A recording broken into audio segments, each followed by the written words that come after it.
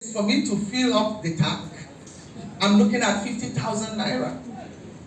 Actually, 50 doesn't fill. So, and I earn as a professor of law.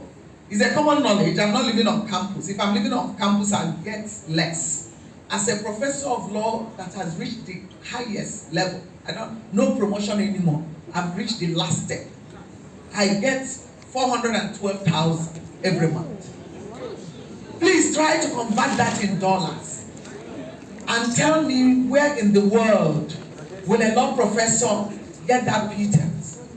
And we want to, of course, train and not have half-baked lawyers and half-baked students, because the state of economy is also linked to the state of education, because the decent work will start from getting access to decent education.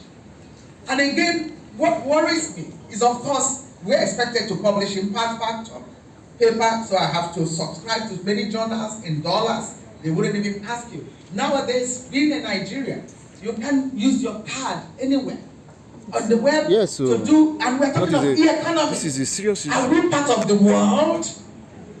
So, and I give an example again. Storage. I first went to South Africa in 1998. I took students. I was already a lecturer in this university. I joined in 1993. I took students in 1998 to moot court competition in Mozambique.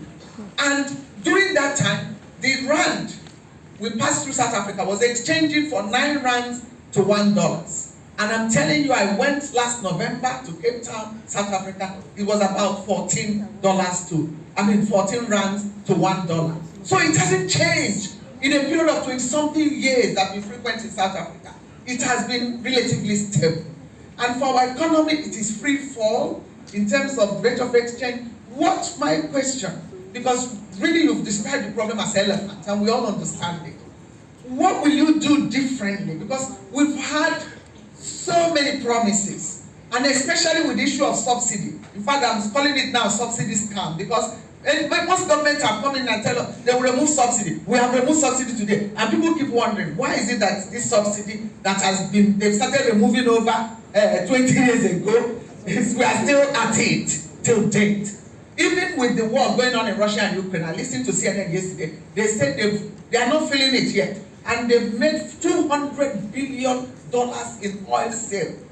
Is our own oil different, or is it of a lower quality, or is it not selling in international markets? Are we not getting the dollars? Why are we where we are, doing the same thing and expecting a different result? Nigerians, people, you have described the multidimensional poverty, but I just want to warn, middle class has disappeared. We too, as professors, are falling in. You see professors who cannot you can't even pay for decent secondary school for your children if you're a professor with the current salary. And I said if you live on campus, you get less. So that's 300 something thousand, because they will have to take some housing pay off and some electricity. So it is really a terrible situation. How can we, what steps when you're the president of Nigeria come May 2023? Oh my.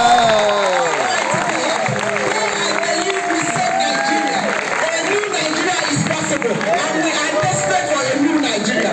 What will you do differently, sir? Thank you.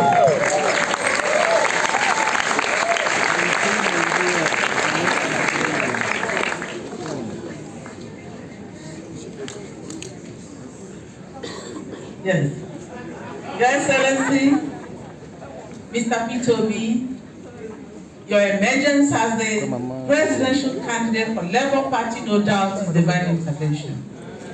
And we know you will get there. We know you will get there because from the happenings, it's not in doubt that you are going to make a total turnaround of this country from, because we belong to third world now. I believe we belong to third world, is not in doubt. What Lee Kuan Yew did in Singapore, turning it from third world country to first world country, making use of strategies. That's what you're going to do. Now, if you look at McKinsey Global Institute, their findings, and then you try to look at the globalized world, Nigeria is on the lower ladder. And what is it that has made us to be there? It is because we are not involved in diversification. It's a mono product country. And it's not that we don't have the raw material to go into production of product, diversify. We have the CEO you have here. We have the CEO Intersil here. These are people that can make use of local content strategies. The other day, in the course of reading, I was made to understand that Veronica Amagladina, the one we call Onubu in parentheses, Onubu vernacular name, has now been used to produce drugs that can be used to take care of diabetes, cancer, and because these are things we need to do. Local content strategies. Your Excellency, please, I want you to tell us how Nigeria can come up in class of a globalized nation. Because Luxembourg is the most globalized nation today. What is it that has brought Luxembourg as the most globalized nation today? Is value innovation, tech. Now, how do we achieve that when we don't have Wi-Fi all over the place for people to get into the web and get information? Your Excellency, I want you to tell us those strategies that we use to change this country from where we are as a third world country, because when you talk about China, India being so poor, and when you talk about the Asian tigers, remember China is an Asian tiger, it belongs to Asian tiger, Singapore, these are emerging economies. So where are we going, Your Excellency? Thank you, and I believe you will do that. Take a looking at your antecedent, what you did in Anambra State. It's not in that you're going to get there. Thank you, Your Excellency.